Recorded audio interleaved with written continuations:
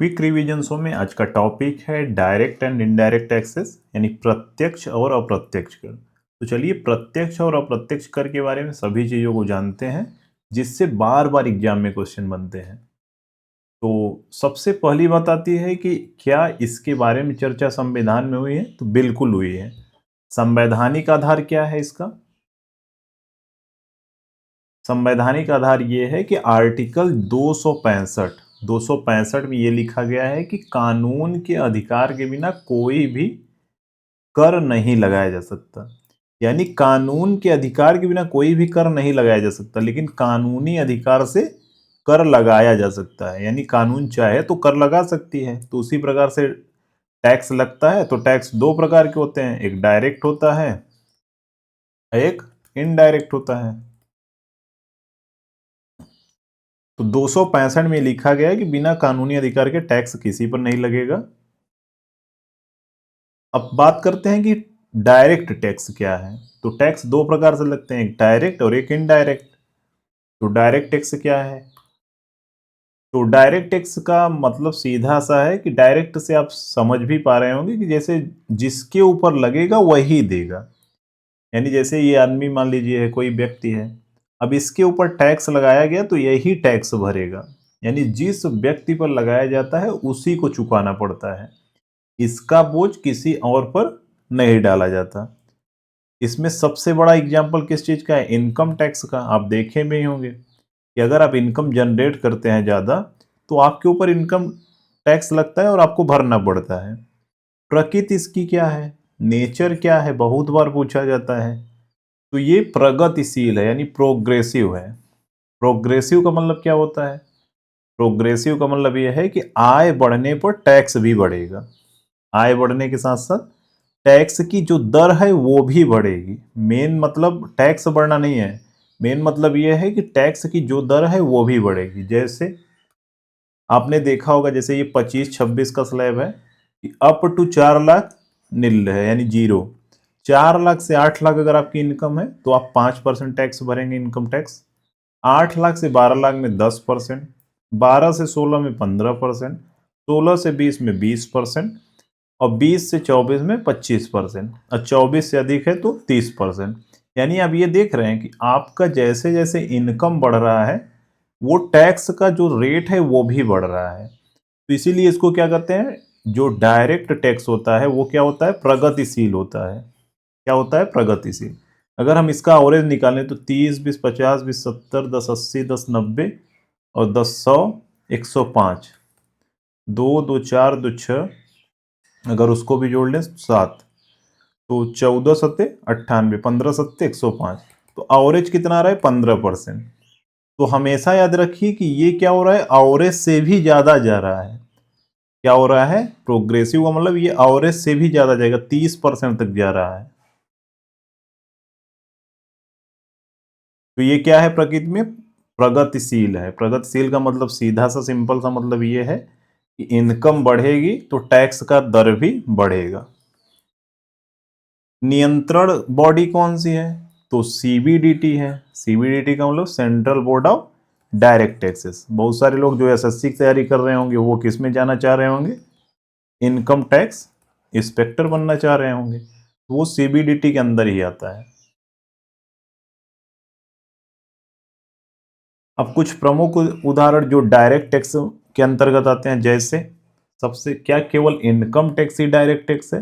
नहीं, और भी टैक्स हैं जो डायरेक्ट टैक्स के अंतर्गत आते हैं। जैसे आयकर यानी इनकम टैक्स व्यक्तियों की सालाना कमाई पर लगता है। आप जितना ज्यादा कमाएंगे उसी हिसाब से टैक्स लगेगा।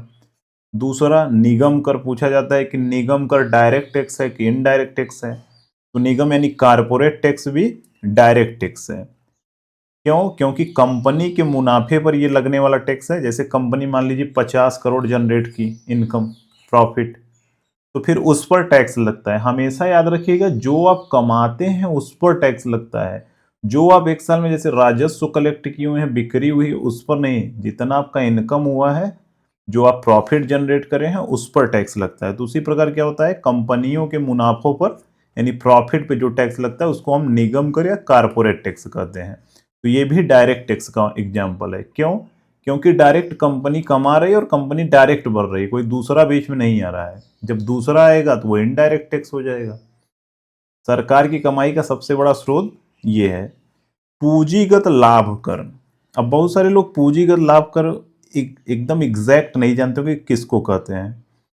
जैसे संपत्ति मान लीजिए कि जैसे जमीन आप खरीदें और फिर बेच दिए, शेयर मार्केट में कुछ खरीद बिक्री कर रहे हैं, सोना खरीदे फिर बेच दी, तो उस पर जैसे मान लीजिए कि 10 लाख का सोना खरीदे और 15 लाख अभी बढ़ा था तो आप बेच दिए, तो ये 5 लाख जो इनकम जनरेट हुआ है इस पर क्या लगेगा? पूंजीगत लाभ टैक्स, यानी कैपिटल गेन टैक्स।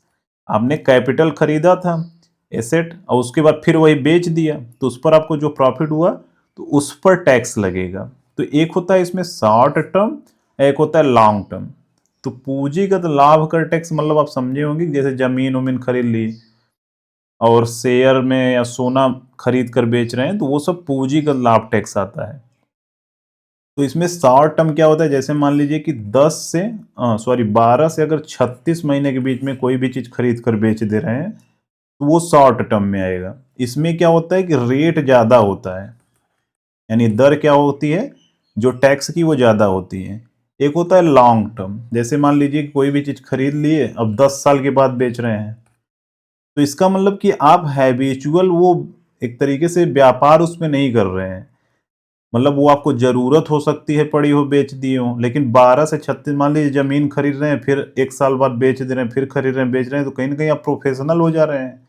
तो इसलिए इसमें क्या होता है, रेट हाई होता है इसमें, और इसमें क्या होता है, रेट कम होता है। एक होता है प्रतिभूति लेन देन कर।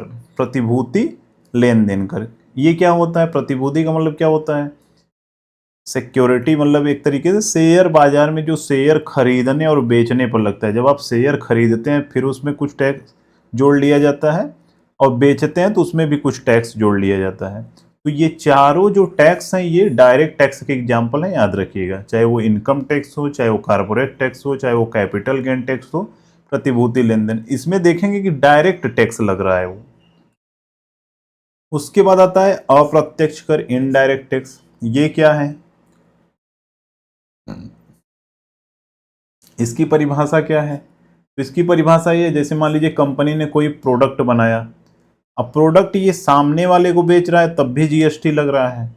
अब ये यहां से फिर यहां पर आ रहा है तो इसको जीएसटी मिल जा रहा है, अब इस पर जीएसटी लग रहा है। तो ये क्या हो रहा है कि जैसे आप बिस्कुट खरीदे मान लीजिए, तो आपने टैक्स दिया है, लेकिन क्या आपने डायरेक्ट टैक्स दिया है? आपने तो 5 रुपए का बिस्कुट खरीदा और 5 रुपए सामने वाले को दे दिया, लेकिन उसमें टैक्स एड है, लेकिन आपने तो टैक्स तुरंत नहीं दिया है गवर्नमेंट को। तो इनडायरेक्ट तरीके से जा तो गवर्नमेंट के पास ही रहा है ना, तो इसलिए इसको क्या कहते हैं? इनडायरेक्ट टैक्स कहते हैं। यह वस्तुओं और सेवाओं पर लगाया जाता है, इसका बोझ अंतिम उपभोक्ता मतलब जो लास्ट में इसको कंज्यूम करेगा, लास्ट में जो कंज्यूम करेगा एक तरीके से, जो उसको अंतिम यूज करेगा जिस उसका, तो वो उस पर लगता है। प्रकृति की अगर हम बात करें, नेचर क्या है, तो वो क्या था? प्रगतिशील था, लेकिन ये क्या होता है? प्रतिगामी होता है। प्रतिगामी का मतलब क्या होगा? रिग्रेसिव, इसको इंग्लिश में कहते हैं। प्रतिगामी का सीधा सा मतलब यह है कि अमीर हो चाहे गरीब हो, सब पर एक ही मतलब एक ही रेट से टैक्स लगेगा। अगर आप 10 वाला बिस्कुट आप खरीदें, चाहे एक अमीर आदमी खरीदे, उसको 10 ही का मिलेगा, और टैक्स उसमें जो एड है वो बराबर है दोनों के लिए। तो इसलिए इसको क्या कहते हैं? प्रतिगामी कहते हैं, रिग्रेसिव कहते हैं। यानी अमीर और गरीब दोनों को बिस्कुट पैकेट समान टैक्स देना पड़ता है। 10 रुपए वाला है तो 10, 20 रुपए वाला है 20। ऐसा नहीं है कि अमीर वाले को 20 रुपए वाला जो बिस्कुट है उसको 25 देना पड़ता है, 20 ही तो उसको भी देना पड़ता है। इसलिए इनडायरेक्ट टैक्स को हम क्या कहते हैं? प्रतिगामी कहते हैं, रिग्रेसिव कहते हैं। नियंत्रक बॉडी कौन है? सीबीआईसी, यानी सेंट्रल बोर्ड तो है ही, इनडायरेक्ट टैक्सेस एंड कस्टम। तो इसमें आप देखे होंगे जीएसटी के लिए सब परेशान है, जीएसटी इंस्पेक्टर सबको बनना है, तो वो किसके अंतर्गत काम करता है? इसी के अंतर्गत काम करता है। अब चलिए देखते हैं कि इसके अंदर कौन कौन से टैक्स आते हैं इनडायरेक्ट टैक्स के अंदर। तो सबसे पहला और सबसे फेमस जो है जीएसटी, एक राष्ट्र एक कर एक बाजार। तो जीएसटी ये सबसे बड़ा अप्रत्यक्ष कर है, सबसे ज्यादा कलेक्शन भी इससे होता है। उसके बाद आता है सीमा शुल्क, यानी कस्टम ड्यूटी। जैसे आप कोई भी सामान मंगा रहे हैं, वो मान लीजिए दूसरे देश से आ रहा है, लेकिन आप तो मंगा रहे हैं, अंतिम में आप मान लीजिए कि जैसे कोई भी सामान, मान लीजिए आप मोबाइल यूज कर रहे हैं, अब 10,000 की मोबाइल है, आपने 10,000 रुपए दे दिया, लेकिन उसमें टैक्स एड है, लेकिन क्या आपने डायरेक्ट गवर्नमेंट को दिया? जो डायरेक्ट गवर्नमेंट को दिया जाता है वो डायरेक्ट टैक्स है, जो बीच में एक व्यक्ति आ रहा है। अब आपने कंपनी से खरीदा, कंपनी ने फिर गवर्नमेंट को दे दिया है, तो वहां क्या हो रहा है, बीच में कोई आ रहा है, इसलिए इनडायरेक्ट टैक्स है। तो ये कस्टम ड्यूटी यानी जो टैरिफ हम लोग कहते हैं, टैरिफ बढ़ रहा है, टैरिफ घट रहा है, तो वो इंपोर्ट एक्सपोर्ट जो ड्यूटी यानी एक तरीके से कर होता है, उसी को कहते हैं। तो विदेश से सामान मंगाने और भेजने पर जो टैक्स लगता है उसको हम क्या कहते हैं, सीमा शुल्क कहते हैं। यह भी इनडायरेक्ट टैक्स है, यह जीएसटी में शामिल नहीं है। कभी पूछे कि ये क्या सीमा शुल्क जीएसटी में शामिल है, तो बिल्कुल शामिल नहीं होता। जीएसटी अलग है, सीमा शुल्क अलग है। उसके बाद आता है उत्पाद शुल्क। उत्पाद शुल्क यानी एक्साइज ड्यूटी। अब ये क्या है, पेट्रोल, डीजल, शराब पे क्या लगता है, उत्पाद शुल्क लगता है। अब देखिए ये जीएसटी से बाहर है, जीएसटी उत्पाद शुल्क जो है वो पेट्रोल, डीजल, शराब को जीएसटी से बाहर रखा गया है, इसलिए इस पर एक्साइज ड्यूटी लगती है और इस पर ज्यादा टैक्स कलेक्ट किया जाता है, एक तरीके से ज्यादा रेट है जीएसटी की तुलना में। तो याद रखिएगा उत्पाद शुल्क भी क्या है, इनडायरेक्ट टैक्स। एक लाइन में आपको क्या रखना है, जब आप डायरेक्ट गवर्नमेंट को दे रहे हैं पैसा तो वो डायरेक्ट टैक्स के अंतर्गत आएगा। जब आप कोई भी सामान खरीद ले लेकिन उसमें आप डायरेक्ट नहीं दे रहे गवर्नमेंट को, कोई बीच में आ रहा है वो दे रहा है, तो वो इनडायरेक्ट हो रहा है, लेकिन पैसा तो आप ही से वसूला जा रहा है। जीएसटी, जीएसटी में कुछ चीजों को जानना जरूरी है, जैसे 101वां अमेंडमेंट हुआ था 2016 में और 2017 में ये लागू हुआ था 1 जुलाई को। तो 1 जुलाई 2017 को जीएसटी लागू हुआ था। कौन सी समिति इसमें सबसे बड़ी भूमिका प्ले की है, वो विजय केलकर समिति। ये 13वें जो वित्त आयोग था उसके अध्यक्ष भी रह चुके हैं। इन्होंने 2003 में सबसे पहले इनकी टास्क फोर्स ने सिफारिश की थी जीएसटी को लेकर। जीएसटी कहाँ लगता है, तो डेस्टिनेशन बेस्ड टैक्स है, यानी एकदम लास्ट में जहां लगता है वो चलता जाता है और लास्ट में लगता है। 279 का ए जीएसटी काउंसिल के गठन के बारे में बात करता है। अच्छा, जीएसटी काउंसिल का अध्यक्ष कौन होता है, तो वो वित्त मंत्री होते हैं, हमेशा याद रखिएगा। इस समय कौन है, निर्मला सीतारमण है, निर्मला सीतारमण। जीएसटी से बाहर कौन कौन है, शराब, पेट्रोलियम उत्पाद और बिजली, ये तीनों क्या है, जीएसटी से बाहर है। अच्छा, टैक्स की स्लैब क्या क्या है, 0, 5, 12, 18, 28, तो 5 प्रकार के टैक्स हैं इसमें। अब कुछ और टैक्स हैं, जैसे सेस। सेस क्या है, टैक्स के ऊपर टैक्स। टैक्स के ऊपर टैक्स का मतलब क्या है, मान लीजिए आपने 10 लाख रुपए इनकम जनरेट किया और आपके ऊपर 1 लाख रुपए क्या लगा हुआ है, इनकम टैक्स। तो 1 लाख पे फिर उसी टैक्स पर कुछ परसेंट आपको लिया जाता है, किस नाम पे, हेल्थ एंड एजुकेशन, यानी गवर्नमेंट कहती है हम हेल्थ एंड एजुकेशन पे ये पैसा खर्च करेंगे, 4% आप और दे दीजिए। तो 1 लाख आपको 4,000 देना पड़ेगा। कितना देना पड़ेगा, 1,04,000। तो उसी को कहते हैं टैक्स के ऊपर टैक्स। टैक्स तो 1 ही लाख रुपए था, लेकिन 4% अब और दे रहे हैं, तो इसको क्या कहते हैं, सेस कहते हैं। तो सेस के नाम से पैसा वसूलती है सरकार, दिखाती है कि कुछ हम अच्छे सेक्टर में वो पैसा खर्चा करेंगे, जैसे हेल्थ हो गया, एजुकेशन हो गया, इस बेस पे लेती है पैसा। एक होता है अधिभार यानी सरचार्ज। सरचार्ज क्या होता है, अमीरों पर टैक्स लगता है। ये आय सीमा के आधार पर, जैसे एक निश्चित अगर आय सीमा है तब तो ठीक है। अब मान लीजिए आप 5 करोड़ का महीना कमाने लगे, तो आप पे क्या लगेगा, सरचार्ज लगेगा। यानी एक इसकी सीमा होगी, मैं ऐसे एग्जाम्पल आपको दे रहा हूं। तो जब आय एक सीमा से अधिक हो जाती है तो जो टैक्स लगता है, तो उसको हम क्या कहते हैं, यानी टैक्स पे टैक्स लगेगा। ये भी टैक्स पे टैक्स लग रहा है और ये भी टैक्स पे टैक्स लग रहा है। जैसे नॉर्मली अमीर जो टैक्स तो दे ही रहे हैं, अमीर है, तो उस पर और टैक्स लगेगा, उसको हम सरचार्ज कहते हैं। तो जब आय एक सीमा से अधिक हो जाती है तो टैक्स पर एक्स्ट्रा चार्ज जो लगता है उसी को हम सरचार्ज कहते हैं। एक होता है वैट। वैट क्या होता है, वैल्यू एडेड टैक्स, यानी जीएसटी से पहले वैट चलता था, लेकिन अब भी स्टेट में चलता है। यह कहाँ होता है, यह केवल पेट्रोल और डीजल और शराब पर राज्यों के द्वारा लगाया जाता है। किसके द्वारा, राज्यों के द्वारा। तो केवल ये स्टेट लगाती है पेट्रोल डीजल और शराबों पर वैट। तो याद रखिएगा, बस इतना इसमें जानना जरूरी है। दो प्रकार और क्या है, एक होता है पिगुवियन कर, एक होता है लाफर वक्र। लाफर वक्र से बहुत बार क्वेश्चन पूछा गया है। पिगुवियन टैक्स क्या है? पिगुवियन टैक्स का मतलब आप सीधा सा एग्जांपल समझिए कि जैसे कोई आप हैं, आपके बगल में एक कंपनी है। अब कंपनी क्या कर रही है, कोई प्रोडक्ट बना रही है। अब प्रोडक्ट बनाने से वहां पर एक तरीके से प्रदूषण हो रहा है, कार्बन इमिशन हो रहा है। तो कहीं ना कहीं आपको भी तो इम्पैक्ट कर रहा है, आपके एटमॉस्फेयर को इम्पैक्ट कर रहा है। तो इसलिए सरकार उस पर, कंपनी पे क्या लगाती है, कार्बन टैक्स लगाती, प्रदूषण टैक्स लगाती। तो उसी को हम क्या कहते हैं, पिगोवियन टैक्स कहते हैं। तो ये नकारात्मक बाह्यताओं पर लगने वाला टैक्स है, यानी बाहर एक तरीके से निगेटिव जो इम्पैक्ट डालते हैं उस पर लगता है। उद्देश्य क्या है, हानिकारक गतिविधियों को कम करना, ताकि वो कंपनी या तो वहां से चली जाए या प्रोडक्शन अपना कम करे। ज्यादा से ज्यादा वो प्रदूषण कर रही है, कार्बन इमिशन कर रही है। एक होता है लाफर वक्र, तो ये टैक्स से रिलेटेड ही है।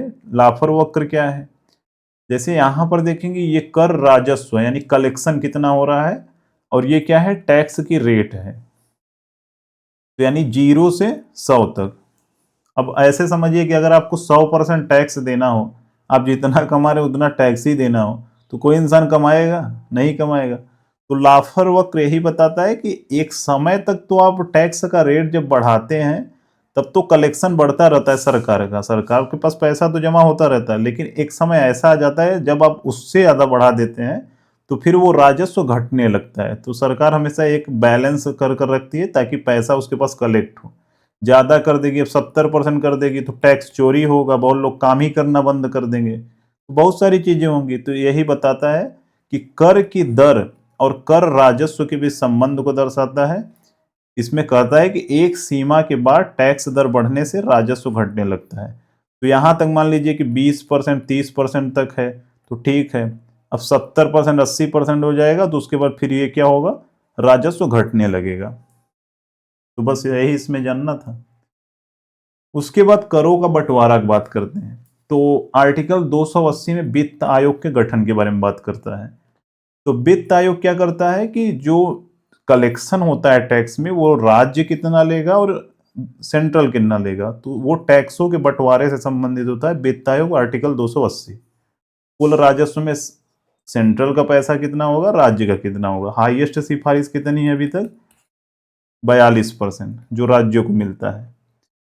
अच्छा, वर्तमान में 16वां वित्त आयोग 2026 से शुरू हो रहा है, तो उसके अध्यक्ष कौन है, अरविंद पनगड़िया। प्रोफेशनल टैक्स क्या है, जिसको हम वृत्ति कर कहते हैं। तो प्रोफेशनल टैक्स, जैसे मान लीजिए आप डॉक्टर हैं, आप वकील हैं, तो ये प्रोफेशन ओरिएंटेड टैक्स लगता है। कितना, बहुत ज्यादा नहीं लगता, 2500 रुपये लगता है ये। तो प्रोफेशनल टैक्स नॉर्मली सब स्टेट में नहीं लगता, कुछ स्टेट है जैसे महाराष्ट्र में शायद लगता है। तो ये बहुत कुछ कभी पूछा भी नहीं गया है, बस मैं बता दे रहा हूँ। 276 आर्टिकल में लिखा गया है प्रोफेशनल टैक्स के बारे में। तो ये केवल राज्य सरकार वसूलती है और सभी राज्यों में लगता भी नहीं। अपने यूपी में, दिल्ली में, हरियाणा में, इन सब जगह तो वैसे लगता नहीं। आप डॉक्टर हैं, वकील हैं, तो टैक्स थोड़ी देना पड़ता है। तो प्रोफेशनल टैक्स यही है, 276 में लिखा गया। 275 में यह है कि कानूनी अधिकार पर टैक्स वसूला जाएगा। गिफ्ट टैक्स क्या है, गिफ्ट टैक्स ये है कि जैसे अब ये इनकम टैक्स में शामिल हो गया है। ओवरऑल एक चीज समझिए, 50,000 के ऊपर अगर आपको कोई इंसान गिफ्ट दे रहा है, अब गिफ्ट का मतलब क्या, कोई शादी में कोई गिफ्ट दे रहा है वो नहीं। जैसे कोई इंसान मान लीजिए शेयर आपको दे रहा है या कोई बॉन्ड खरीद कर दे रहा है गिफ्ट में, वो गिफ्ट नहीं, एक तरीके से व्यापार ही है, इसलिए गवर्नमेंट उस पर टैक्स लगाती है। शादी में अगर फैमिली में किसी को आप कुछ देते हैं तो वहां पर वो चीज लागू नहीं होता। तो अब तो वैसे भी ये इनकम टैक्स में इंक्लूड हो गया है, तो वैसे नॉर्मली पूछा नहीं जाता, फिर भी आप याद रखिएगा 50,000 इसकी मानक है। सर्विस टैक्स क्या है, सर्विस टैक्स वही गुड्स एंड सर्विस टैक्स है, पूरी तरह से जीएसटी में मिल गया। पहले अलग था लेकिन अब एक में हो गया। तो बस टैक्स के बारे में इतना ही पूछा जाता है। मिलते हैं नेक्स्ट वीडियो में। Thank you, thanks for watching. Channel को सब्सक्राइब कर लीजिएगा, वीडियो को लाइक करिएगा और टेलीग्राम चैनल ज्वाइन कर लीजिएगा इसकी पीपीटी के लिए।